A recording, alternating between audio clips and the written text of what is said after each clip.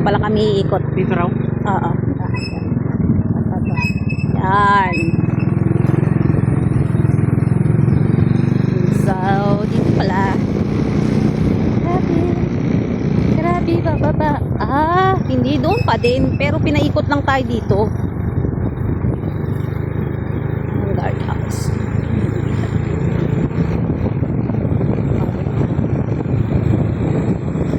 Ang hangyan.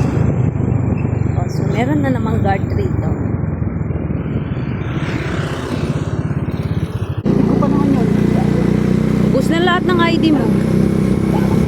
Kukuha ka na ng panibago.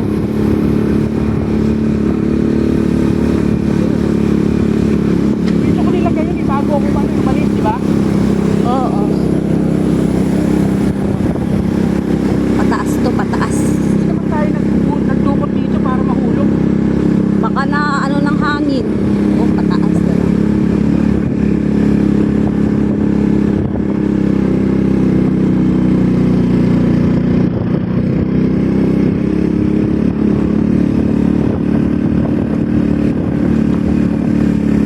Yung ID ko.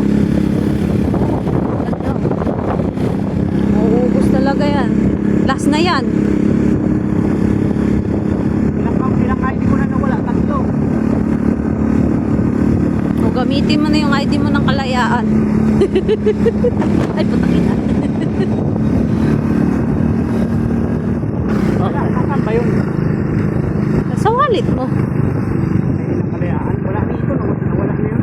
Ay, wala na ba? Hindi, kukuha ko ng ano, ipagawa din ako ng ano, yung tawag niya ito, yung national ID ko sa pinagawan mo. Oo. Tapos pabubutasan ko lang ng ID at lalagyan ko ng ano, pangkapit. Bababa naman.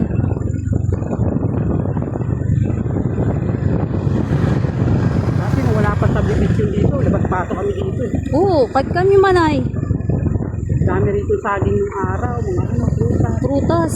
Mangga. Oo, mga ano, kahapon. Oo, tsaka yung duhat. Marami dito niyan dati. Ngayon, Wala na. ano mga baka. Oo, gwardyado na eh. Wala kang magagawa.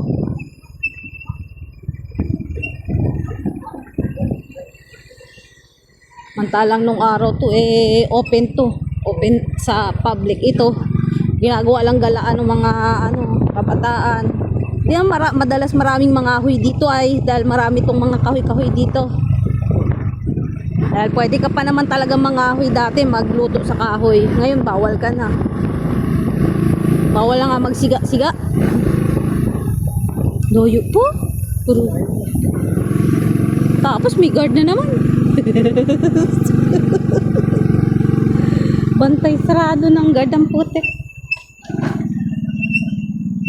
Yan, yung ano, karera.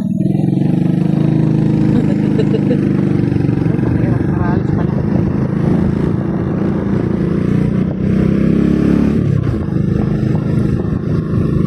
Yung pick up namin malayo.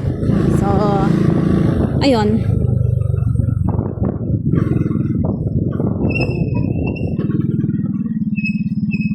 Okay, nandito na.